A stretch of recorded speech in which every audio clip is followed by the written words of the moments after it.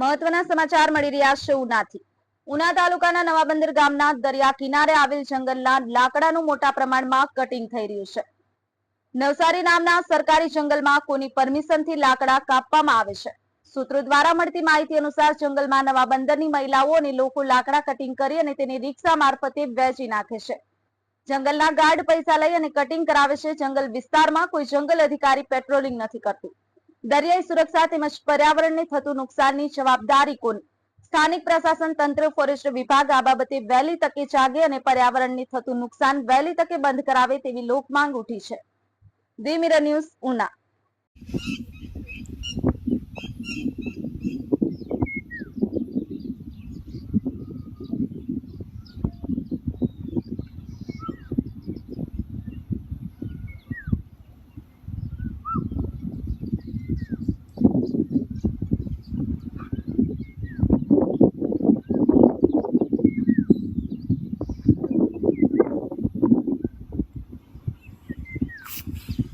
હાય, હું છું ક્રુઝિન સિંઘાનિયા. આપની આસપાસના સત્ય સમાચાર જાણવા માટે જોતા રહો દીવ મિરર ન્યૂઝ.